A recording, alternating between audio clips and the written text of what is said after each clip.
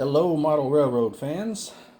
Do you by chance have a fleet of these old vintage cars that you might want to pull behind a modern locomotive? Or alternatively, maybe you have just a ton of these newer cars and you've got an old vintage locomotive you would like to pull those behind. Well, if that's the case, you're going to run into a problem because oftentimes they have different couplers. So in this video, I'm going to show you a quick and easy way to make a converter car that will allow you to run the two together. So stick tight for 1 second and I will be right back.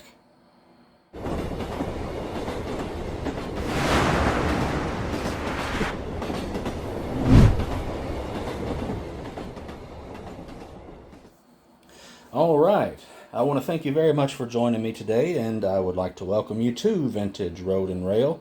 And as I'd mentioned at the outset, if you've been in this hobby for a while, odds are you've probably got tons of these old cars that have these traditional horn hook couplers, like this. This one is, I believe, I want to say a Lifelike. This one sitting here is a Bachmann. This is going to be a Tyco. And there's just numerous others out there. Model Power had them, Athearn, Roundhouse back in the day, all used the horn hook couplers. And so if you have picked up a more modern locomotive, like take this Bachmann, this has got one of their, what are they called, Mark II, well, Mark I or Mark II Easy Mate couplers. Well, they're not going to be very compatible with that. Alternatively, if your locomotive has the horn hooks and you have a bunch of cars like this ready to roll with the McHenry couplers, it's not going to work. Alright, so you can go around and you can upgrade all your cars to the knuckle couplers, you know, like Kadee or something along those lines. But that's going to cost a lot of money, and it's going to be a lot of frustration. And it's probably unnecessary because you just may not be running them that much. But you can create an adapter car. And I've got one here. This is a Tyco. And if you look at it, on this end, I've got a horn hook coupler. And on this end, this is a Kadee number 5. Now you can use any car you want to create an adapter car. These old school Tycos, Bachmann, Lifelike, and others similar will have these snap-in trucks that have the coupler built into it. And they are a pain in the butt to replace. This is a number 5. It took me some doing to wrestle that sucker in there because of this, I don't know if you can see it, let me get this pencil here, because of this little tab that holds the horn hook in place. There's a little hole that will hold it in place. Well, this has a little spring like this that has to go in there as well as the coupler, and as you can see, it fits just a little bit loose. You can see it wiggling, you know, a good bit. Works just fine, no problem, but it is a pain in the butt. So fortunately, there is a car out there that is extremely simple to upgrade. And let's get into that here in just a second. Let me pull those out of the way. And let's talk about couplers. Well, actually, first, let's not do that yet. Alright. So, cheap, easy car to use is going to be your old, standard Athearn Blue Box car. They are easy to find. You can pick them up anywhere. I mean, absolutely anywhere you can find these things.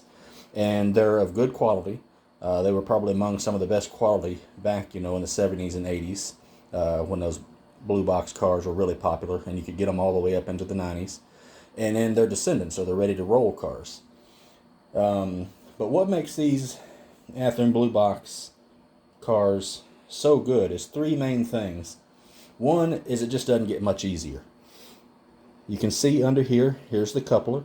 You pop that off, you take this out, you drop in your replacement coupler, put the little cover back on, put your truck back in place, done. It's ready to put on the track. The other thing is, like I'd already said, you can find them anywhere, and I paid $5 for this car. That's it, $5. Any place that sells used cars, you should be able to find these for $4, $5, $6. You can pay more for them, but I don't see the point.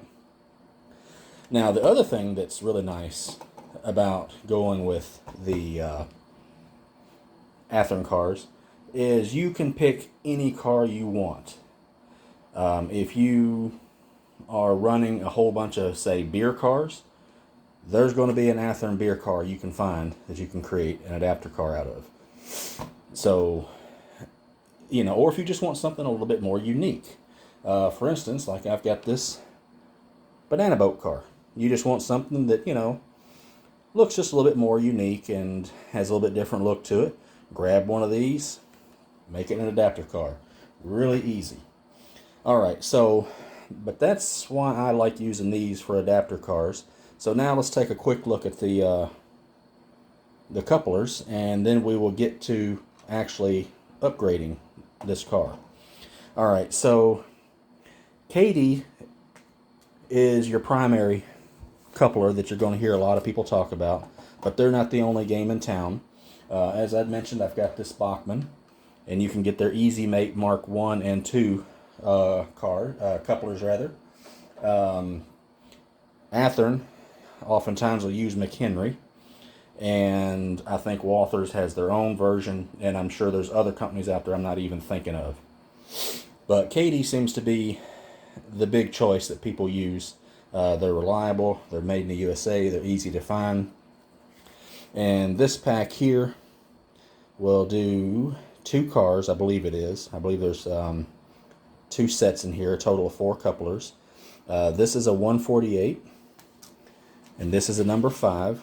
There are other different types of couplers with short shanks, long shanks, the coupler sitting above the shank, below the shank, equal to the shank. So you just pick whatever it is you need, but we're going to, for the purposes of this, talk about these 2 because these are the ones you're going to want to use. And I need to slow down a little bit. I think I'm talking like I'm on speed or something. Alright, so this is a pack of number 5s, and typically you can get these anywhere from $4 to $5. That's what you should pay. I got these for $4.08, but you can see here this pack I paid, turn it around, $4.50, and I've never paid more than $4.99. So with your number 5s, there's going to be 2 components. You're going to have this little spring right here. You can see the little springs on the side. I can keep it focused. And that's what will allow this coupler, when you insert that, to flip side to side and to move as the car moves. And I'll show you that once we get this installed. Well, actually, I got this car here. You can see how it's centering itself. Alright, but this is 2 parts. So you can make it even easier on yourself with getting these 148s. These are in the package. I'm not going to open the package because we got a little picture right here. And you can see the coupler. But right here on the side, here and here, it has these little whiskers on here. And these are called whisker heads, or whisker couplers rather. And these serve the same purpose as that little brass spring we was looking at a second ago, which allows your coupler to center. Alright, so that's a quick crash course. I'm sure there's a lot more in depth I could go, but for the purposes of this, that's really all we need to know. Alright, so let's move this over here, and this over here. And we're going to pull in my little cradle. You don't have to use one of these, but I recommend it just because it kind of helps hold everything in place. So we're going to drop our car down in here, and I'm going to tilt the camera just a tad. Let's see if I can make it just a little lower too, so we can get right in there. That's as far down as it'll go. Alright, so all you really need is one of these small screwdrivers, and we're just going to take this screw out and pop off this truck right here.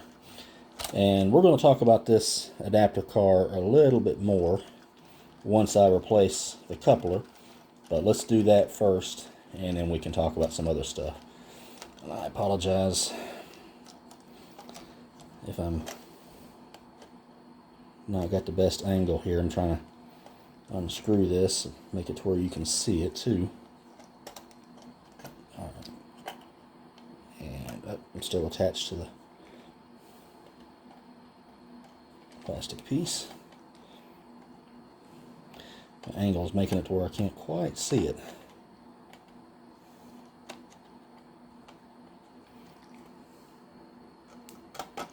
There it goes. There we go. Success.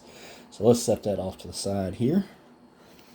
And I'm going to pull this back out.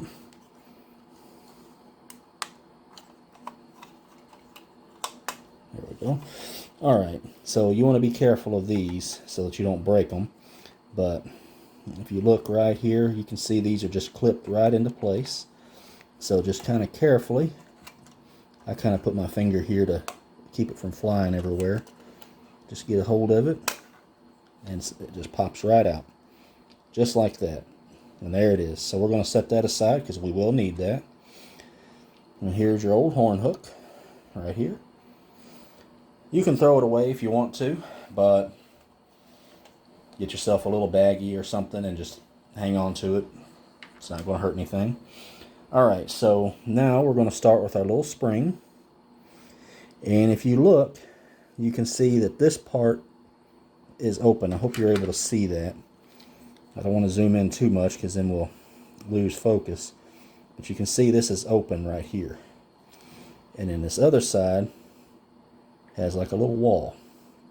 That's the back. So you want to put that in just like so. You see how it just drops straight down in there. Now the next part's going to be the fiddly part, is getting this guy in there and then putting a cover on it, because I always have the coupler fall all over the place. And it's going to be even more challenging because I can't position it the way I would like if I want to keep it in camera. So just make sure that when you put this in, that you don't put it in upside down, because you got your car upside down. So when you lay this in, make sure that this hose piece is pointing up, just like it is here. You see how we got our car and it's pointing up. So we're going to grab this and we're going to hold that in place. Oh, let me reach around and get a hold of this. Alright, so we're going to put that in there, and then we're going to take this and just pop that right on top. I think I don't have it up far enough. Nope, I don't.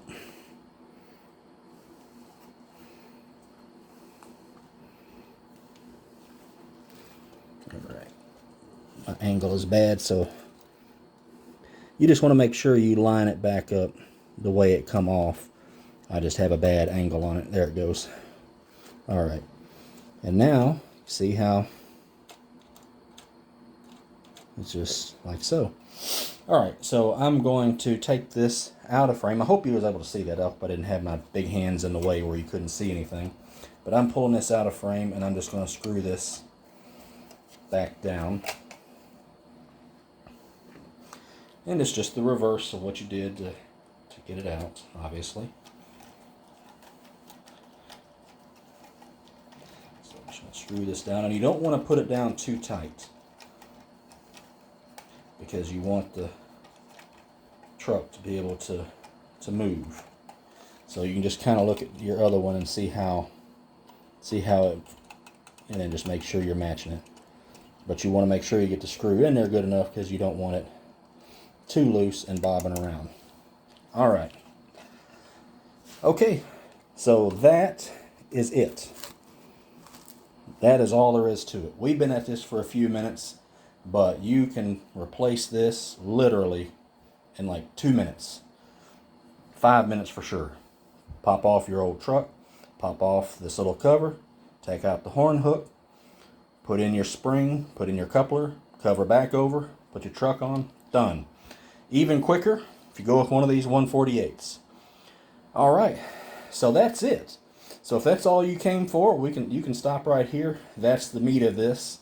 But the one thing I will mention is if you are getting one of these to serve as an adapter car, obviously, you may want to clean it up a bit. Like this has got some rust. It's not going to hurt anything. It's on the bottom, you know, so you're never going to see it.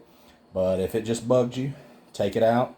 I've got a video I'll try to put up here in the top that shows you a quick and easy, well, not necessarily quick, but an easy way and a cheap way to get rid of that rust. And then I would recommend hitting it with like a flat black just to seal it. Put it back in there. The other thing is if you're going to use this often, I would recommend replacing the wheel sets. These are plastic. They have metal axles, but the wheels themselves are plastic. Get you some Intermountain 33-inch wheels, metal wheels, and replace it. It'll run smoother and better, and it'll fit in a little bit better with the rest of your layout. Alright, so that's it as far as converting an old blue box $5 car to an adapter car for your horn hooks, or so you can use on your modern equipment. Now, alternatively, you can do this backwards. We took an old car that had 2 horn hooks and put in this Kadee coupler.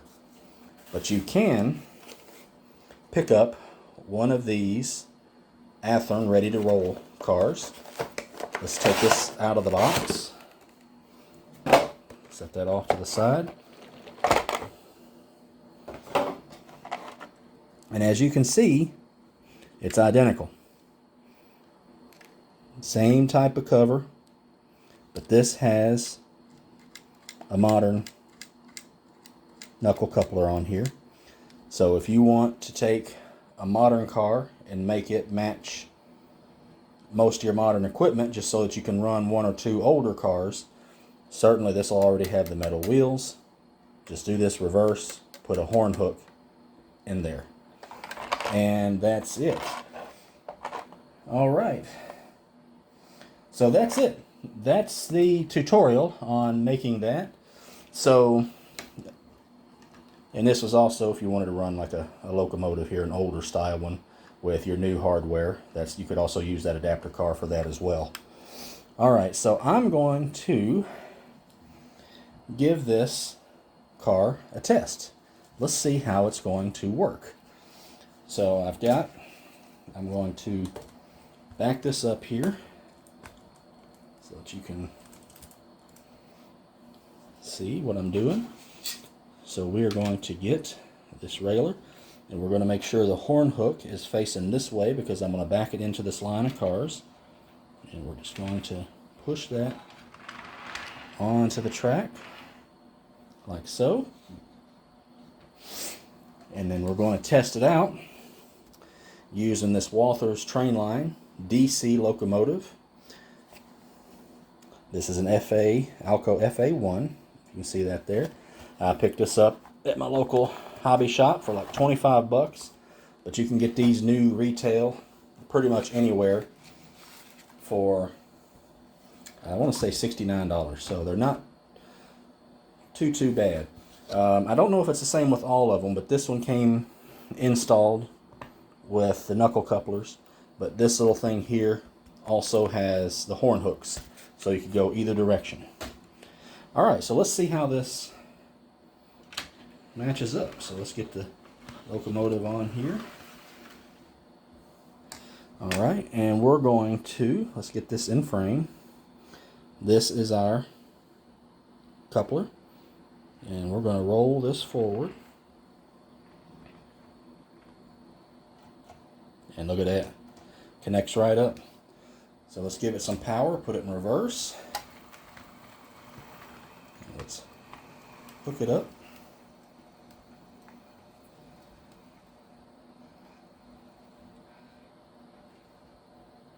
There we go. Alright, so let's remove the camera.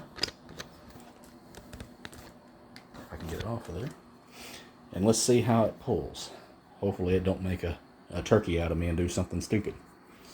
Alright, so let's go forward. Make sure I got it in forward. There we go. And let's just come out good and slow.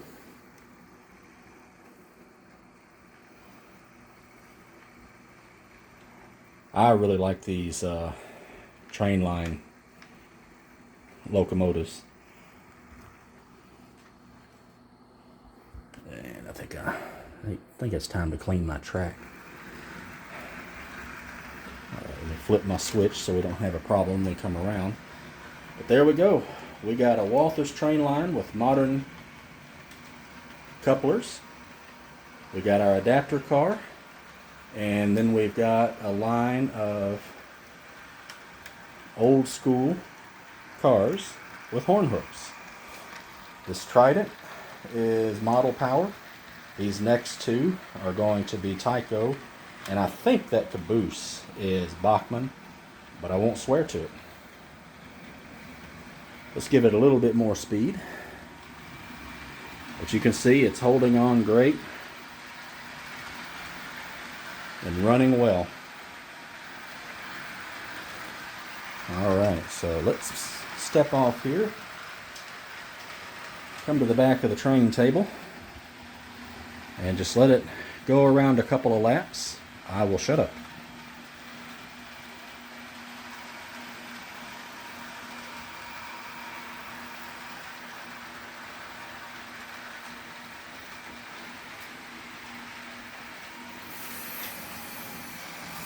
I think something come off the track.